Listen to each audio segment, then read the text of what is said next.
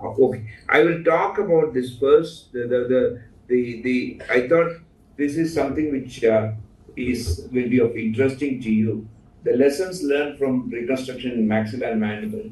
Now, again, don't think that this is going to be a very comprehensive talk. I just thought this is a random thought which came a few days back, and then I had to finish the presentation in the last day, and then thought I should include a few of these points for your to bring to your attention.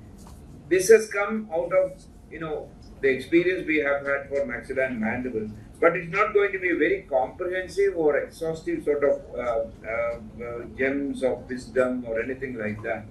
Now, choice of flaps, if you look at it, use vascular bone if it is possible. That is what not being done by many even now. And out of the vascular bones, it can be free flaps or pedicled flaps. If somebody gives me a ring in the middle of night or somewhere saying that they have a problem and they have to do with this central mandibular defect, and we don't have a facility for a fibula, what is the next option you can do? Then I would suggest that you put a plate, keep the mandibular segments in place, and then put a pectoralis major on the top. The advantage of that, why it is so, is because this plate and this thing will keep the mandible apart, and this plate with the pectoralis major, if you are going to give radiation, is not going to stay. You know that it won't stay. In the benign case, it might work, but in a malignant case, it doesn't work. So in that case, the plate will have to come out. But you're buying time to send the patient to a reconstructive center with the expertise in microvascular surgery. You can do it after 6 months. It can hold on for maybe 6 months, 1 year.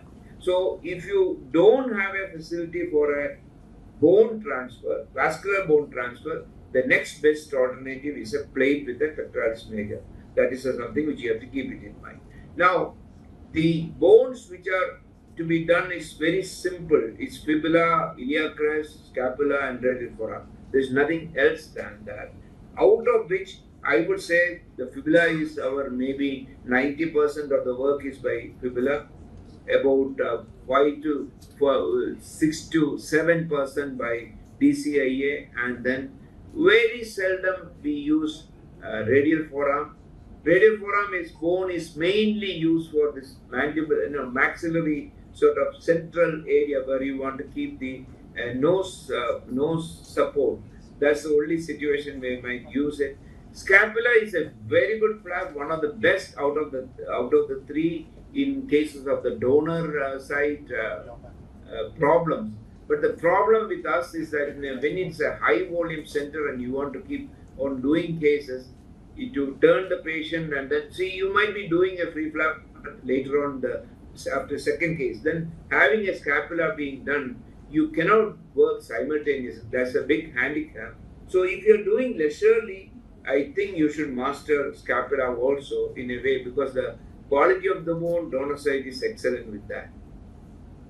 The pedicled vascular flaps, I would leave it only to one of this, because we don't use a sternomastoid one. But this one, the pectoralis major with the sternum, is something very useful in a central segment sort of defect, small segment like this. You can use that as a stopgap arrangement. This was a failed fibula, we have to use it. So if you have, you're forced to do that, maybe this is one alternative.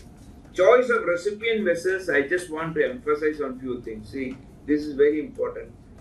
You need this is case of maxilla. I just could tell. Mandible, it doesn't matter, because mandible, your fibula or except for DCIA, the pedicle length is so short, so that you cannot use it for a central segment and try to get the vessel very laterally. It will be difficult. In those cases, you have to dissect the facial artery quite long and then bring it back. That is the only situation when in a mandibular reconstruction, the pedicle length is a problem. But whereas in a maxilla, it is always a problem. So you have to this is a cadaver sort of picture. where you need 8 to 10 centimeters if you are going over the mandible in the neck. So always remember, if you're going over the mandible, you will need 8 to 10 centimeters of the pedicle length. But if you're going under the mandible, you can reduce it by 2 centimeters. So that you have to keep it in mind. And keeping under the mandible, it protects from a lot of things. So if it is above the mandible, there's always a chance of pressure and all those things there. So if it is under the mandible, it is much better. And the other one is to take it to the superficial temporal, where you need a pedicle length is much shorter in the maxilla. You can do away with the 5 to 6 centimeters of pedicle length. So if you are doing a DCIA for maxilla, you might use this. The problem is that the vessels are flimsy and then vessels are small. So you need to have a senior person dissect out that vessel beforehand. You cannot take laxity there. Rarely met occasions is that use of vein grafts, especially in vein grafts, is needed in maxillary reconstruction. For artery, the vein graft works brilliantly well. There's no question. So you can easily do a arterial vein graft. So if the artery is not reaching, don't think twice. You put a vein graft and then you do that. The only problem is a vein to vein graft might not be brilliant, because the flow, especially if you are using a saphenous vein graft, the flow might not be as brilliant to push the thing. So in those cases, one alternative is to take the forearm vessels, which is much less thick, and then it is not doesn't lead to spasm like saphenous vein. This is why I showed this particular case, is that this is a girl who had a maxillary reconstruction. We thought that we lost because the pedicle was reaching just under the mandible. So again, we thought better and then put a vein graft and it survived. So it's not that it doesn't survive. It's a artery and vein were both vein grafted. The last thing for mandibular reconstruction is that transverse cervical vessels are a good source. They are usually in a vessel depleted neck. That is one thing which you keep it in mind, that's a very good source of good source vessel. Fine tuning mandible. See, I just want to put up a few things in this one. Associated large soft tissue deficits is a big problem. Now, like this, when you have this big defect, your always question is, are you going to reconstruct the bone or not? This is a big question which you have to answer. You might end up mostly doing a soft tissue flap like this. So there you have to look at it. If you're doing a massive, like bone reconstruction with a massive soft tissue thing, never compromise. This is something like this. You will need 2 flaps there. Don't think that your fibular skin will cover entire sort of thing. It will never. And so it needs to be two flaps. And this is an ALT with the ALT inside and the fibula outside. Whatever is that, you can choose a combination. And this is another guy who had this one. And then you can see the ALT with the fibula coming there. And then this is the second flap. The principle is that don't compromise on a single flap and try to develop everything. Use a second flap. And that need not be free always, even though the first 2 patients, in fact, in our experience, we were using always a second free flap. Then of late, if you look at it, we have been using much more of the pedicled flaps for the cover, which can be a DP flap like this or a supraclavicular flap like that. Pectoralis major is not very good because it masks the vessels and all those things. So either DP or supraclavicular is very good for a cover. So in case of massive soft tissue requirement, never compromise on the necessity of 2 free flaps. The other important point in submucous, in mandibular reconstruction is the presence of submucous fibrosis and trismus. See, trismus is a relative contraindication to mandibular reconstruction in our book. Basically, because if you look at it, if you have a patient with severe trismus, the answer for the trismus might be a segmental defect. So we shouldn't do reconstructive severe trismus.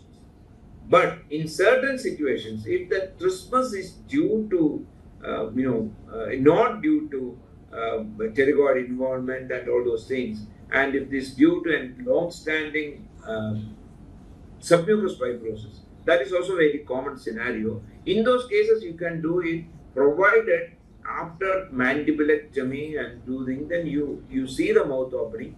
If it is not going to do well, go to the opposite side, do a coronodectomy and release it. If the mandible moves up and the mouth opening is sufficient, in that cases, go ahead with the fibula on that side and then continue with the mouth opening exercises in the post-operative period diligently. The big problem which we face occasionally is the suboptimal reconstructions who come to you for mandible, as well as the request for secondary reconstructions. Use of plate alone is not uncommon. People do it. This was done in one of the reputed places where the plate alone was used, and then you radiate. The plate fractures because it's a load-bearing plate. It doesn't work. So in those cases, it will fracture. This is another one. Is see, with the plate alone, with the radiation either fractures or comes out. So it has to be replaced. The non-vascular bone is still being used in many places. There, with the radiation, it will definitely come out. So these are the scenarios, and then many requests for secondary reconstructions will come to you, like this. These are all pectoralis major, or even ALT or other things that have been done where the mandible has not been addressed. What on principle you have to look at these cases is that do these reconstructions only in highly selected cases. Don't jump into, when the patient comes to you for this one, don't jump into bony reconstruction. Most important thing is to release the contractures by using the new existing flaps or new flaps. Don't think of anything else as the first step. You have to release the contractures, make it into, then the structures have to come back, the soft tissue have to come back, mobilize the condylar segment, and then the condylar segment is usually just go and stuck somewhere. It has to be released completely. And then fibula is obviously the choice because the long segment of bone is there, long segment of pedicle length is there. Main problem will be vessels in the neck. So CT angio in the neck is essential to look at it, and STL models will be essential.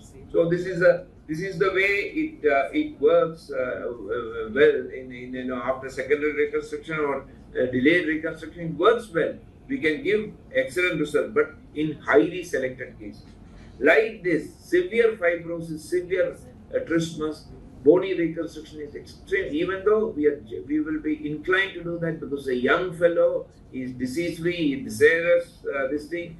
But with this extensive severe fibrosis and trismus, bony reconstruction will be extremely difficult. But it is not. It's not the life is not fully lost. You can release the contractures intraorally, do a radial forearm flap connected to the opposite side, supraclavicular flap to the opposite side. See the difference that has been made in this young fellow is immense, even without the bone. So don't give up. But select those cases for bony reconstruction very clearly.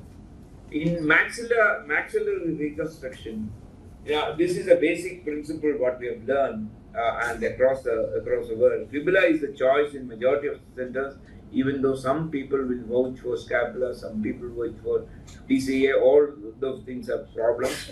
And fibula placement is usually based on a model, and then inverse planning, which I'll show you, is very, very important, because ultimately it's not the maxilla alone. You need the maxilla in the place for your teeth to be placed. And plate is designed to see. This is a typical case. You have a planning. This is a resection that is shown here in this model, and then this is a resector before. See, this is the inverse planning. What you do is to have the you have this fibula placed on the you put the maxillary teeth in place first, then put the fibular segments for the maxillary teeth and put a fibular segment for your eye. And then that is the way the plate is fixed, and then that is the way the whole thing will be reconstructed. So this is something called the inverse planning, which will allow you to reconstruct the maxilla better. And this is a guy who had mucormycosis. Again, you can see the defect there. This is an inverse planning. You are putting the maxillary teeth with the red thing first, then putting the fibular segment on the top of that, and that is where the fibular segment should come. So this was a brilliant one. So you can see the plate and the fibular segments in the right place. They're all nicely done. Implants also done. Now see what has happened. You can see this, you can see the implants have been placed. Now you can see that, you can see that, see, it's highly mobile. Do you ever think that the patient will bite on that? You can't. So what was lacking here was something which we didn't think of initial stages of maxillary. That is why I called it as an evolution in maxillary reconstruction. We forgot that the zygomatic buttress is very sturdy, has to be there, and the nasomaxillary buttress, if possible, has to be there to give a stability for your reconstruction. So the bone has to be stabilized there, and the plate which we are using is not that thick enough to give the sturdiness. The problem with using a conventional plate there is that if it is a thick plate, it will come off and then it will show off and then it will get exposed.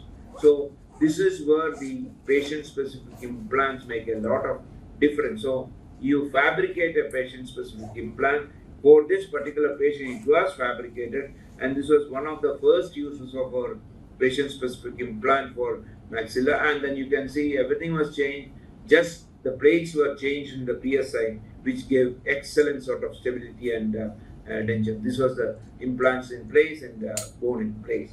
And he's quite happy to use the teeth now.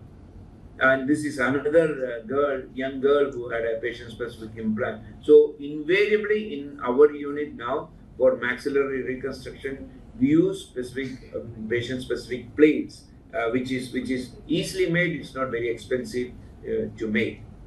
Aiding denture placement is very important. Especially in both maxilla and mandible, it is very important because especially in the case of benign cases, where ultimately giving the mandible, fibula alone is not sufficient for in benign cases. You have to give them a nice occlusion and nice denture. Better sulcus for the denture implants. So that's the one advantage of placing the bone. If you put the fibula there, any bone there, it is not for dental implant placement alone. You can place a denture based on the opposite side, opposite teeth, provided this bone is there. The sulcus is the mantra in this is denture placement is the sulcus. And if you can provide the bone, it helps you to create a sulcus there. See here, again important, the bone was not placed, here the bone was placed, and you can see on the lower down picture, the sulcus is totally obliterated. You cannot put a denture there. Whereas you see here in this side, beautiful sulcus. There is no bone placed there. The radial forearm flap goes into the cheek, comes back as a sulcus. So where your denture can be placed. See, this is that girl who had a beautiful sulcus and nice denture without implants or without bone there. And so another thing is to prevent sagging. See, what we do in maxilla when we do the fibula, the greatest mistake we make is that it sags down. Even if you do use ALT, it sags down. So the key is to keep that skin paddle in a oblique way. It has to go into the cheek and just be tight. If you are using DCIA and muscle, it's quite okay, it shrinks. Or if you don't use the skin paddle in a fibula and uses only muscle, it will shrink. If you're using a radial forearm, again you make sure that it goes up into the cheek and comes back. Now, this is one additional point which I want to emphasize. There is a role for zygomatic implants in maxillary reconstruction, even if you have placed the bone well. In this particular patient, you had placed the bone beautifully, you can see in this picture, but the denture stability wouldn't have been there with the implant. So placing a zygomatic implant many times helps you. Zygomatic implant, that's something called zip flap, which we have done it, but I have not included it. Zip flap is you put a radial forearm flap, you put two zygomatic implants on one side and the other. So without bone even you can put a nice denture. So zygomatic implants can be useful in maxillary reconstruction to some extent. So this is that guy who had a zygomatic implant also. Managing the condyle is something which we have evolved over a period of time, and then we are understanding about the condylar reconstruction has tremendously changed in last 5-6 years with the advent of all these PSIs and virtual surgical planning. See, managing the condylar plate was the one which was, when we were trained, we had only that condylar plate, single plate, goes up and then goes down. See, that is quite useless because if you look at those condylar plates, it never reaches the glenoid fossa. It is just there. It doesn't retain. So it is a waste of time. Retaining the condyle, if possible, in a benign case is quite okay. If you have sufficient enough space for at least 2 holes of the plate to go there. You can see in this picture, the fibula plate is bigger and the smaller plate holds the condylar thing, which can be done. The gap arthroplasty is something which many people of us, we all do it, but if you look at it, there will be a drifting of the mandible to the opposite side, especially when the patient tries to chew. But the advantage is that it can give the fullness in this ascending ramus of the mandible you keep is giving a fullness there. So it is not a bad thing, but don't assume that it will do all the job of a temporomandibular joint, and there will be some drifting. The best thing is at present is to use the joint replacement along with the fibula. When we started off, we had only stock joints, and then this is a stock joint. Stock joint means you have selected things and then you buy it and then put it in the fibula, and then the whole thing comes like that. The only problem is the cost. It was around 3.5 lakhs on this particular patient. We used it. See, this was a stock joint which works very well, and it's another one of our early cases. Brilliantly working. He's about 6 years now. He's doing very well without any problem. But the problem is the cost. So there comes the alternative of using a PSI USF, and then Indian companies are there to make it for you. You have a fossa component, and then you have a mandibular component. Is a PSI which acts as a joint also. This is a typical case where you can see the joint being made, and then you can see the fossa component there and the fibula there, and works very well. And this is a young girl who had a TMJ. So at present for benign cases, now you have to be cautious in cases of post-radiation patients. This was a patient. I wouldn't say that, if the patient is undergoing surgery and you are going to do it and then the patient undergoes radiation, it might be okay provided you give adequate soft tissue there. This was a case of secondary reconstruction where the patient had undergone radiation and we were ambitious in a way. You can see the disastrous sort of result. So I would be very, very cautious in using these things in a secondary reconstruction when the patient has had radiation. So, but in a primary situation, if the joint is to be, then also you think about the disease factors, aggressiveness. So don't go for fancy things. I would say that even in malignancy, unless the tumor is good enough, you wouldn't even put up implants. Like implants are being placed before radiation now, which we are also started to adopt it. But again, you have to be highly selective in malignant cases with undergoing radiation to all these dental implants or joints, all those things. But currently, if you look at it in benign cases where the condyle is going, the best alternative is to combine a TMJ reconstruction of the fibula.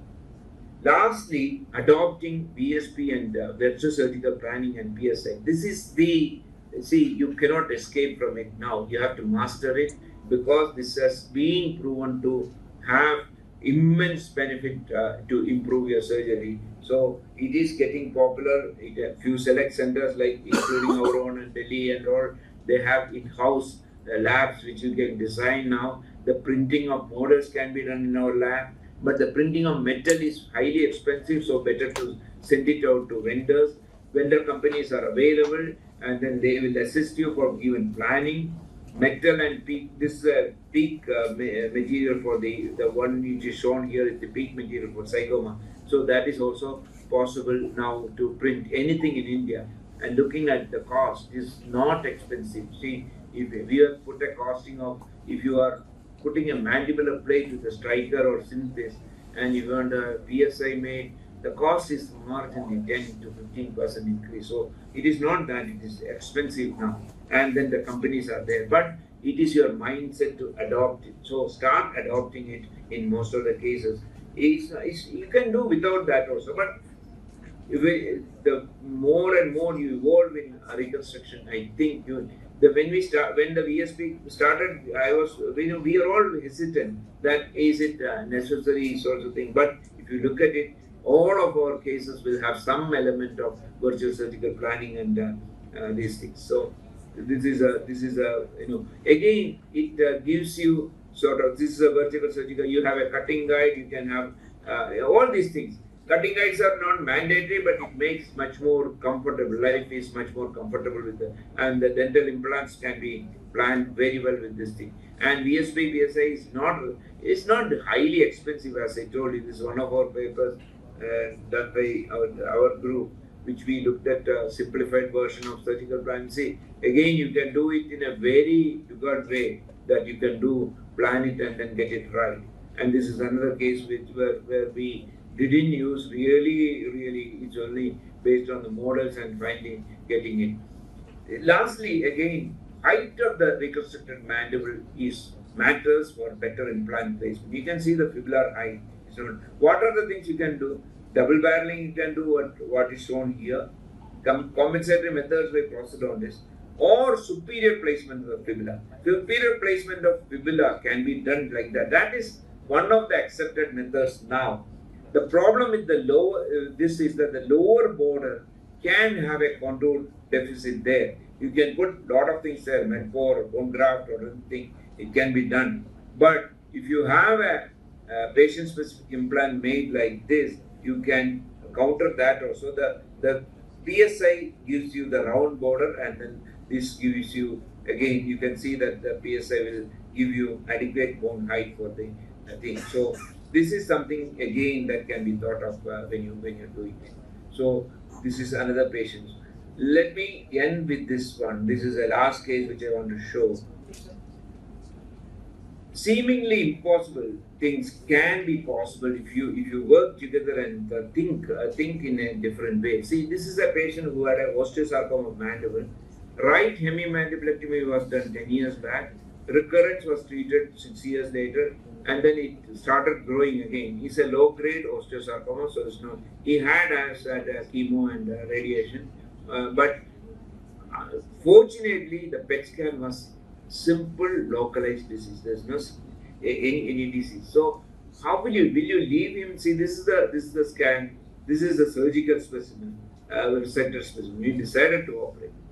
I will tell you the main questions was that, where do you anchor? See, you are removing the entire mandible. Where do you anchor it? You don't have the temporalis. You don't have the temporalis is there, but the coronoid is gone. You don't have the masseter. You don't have mediator gone. So it is hanging low. You have a fibula like this. Where will you anchor? And then how do you address the mouth opening and closing? How do you get the lid completed? These were the things which we were thinking at that time. But it was resectable and it was a life-saving surgery. Leaving him alone was not the right answer. So thinking children, we had a very good idea. See, you anchored the whole thing into the up part, and then you anchored the lower thing to the intermaxillary fixation. You can see the whole thing now.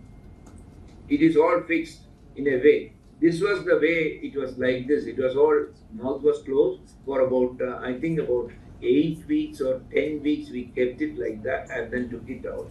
And then this was the immediate sort of thing. And this was you see the lip.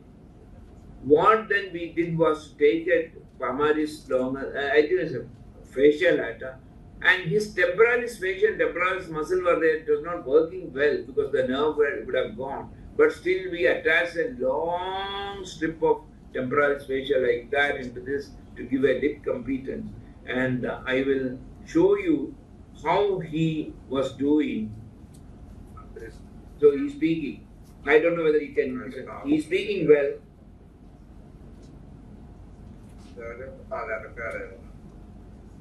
More than that, he is able to drink. See, forget about the assistance he is creating himself by this thing, by supporting and down. But he's back into life. This is about 6 years now. He's still coming for regular follow-up.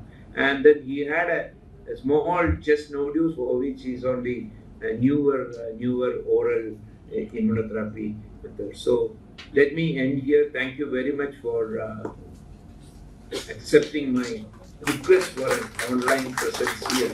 And then, yeah, that's it. Any questions? Sir, that was a very good talk, very concise, and the last cases which you have shown were just phenomenal, sir. I'm speechless. I think it's time that we also start using our in-house VSP. I think we are just being too timid and not exploring it more. But sir, always, like always, you are an inspiration for us. And sir, I would really like to thank you that despite of the circumstances, you gave us your time. And I'm so good to I'm feeling really happy just to see you also, sir. Thank you so much. Thank you. Thank you, sir. Questions? Sir, any questions from the audience? Any pressing questions again? It's okay. Any questions from the audience? So no questions. I think everyone is just speechless after seeing the results. Thank you. So Girish Rao sir wants to say hi. Girish. Dr. Subramania Iyer, always a hero for all of us. Fantastic. I mean, the boundaries which you're expanding, the kind of inspiration which you're giving to all of us to imbibe technology. I mean, for the youngsters who are here, virtual surgical planning is something which has changed. It's a game changer, I would say. And with 3D printing and combining it with our microvascular, you're bringing in implants. Just putting implants, we did quite a few where we were doing only with with the 3D printing thing and putting these struts. That was getting exposed. But now putting a vascularized graft in addition to this, the metal prosthesis which we are putting in is giving the beautiful contour, and what you showed was incredible.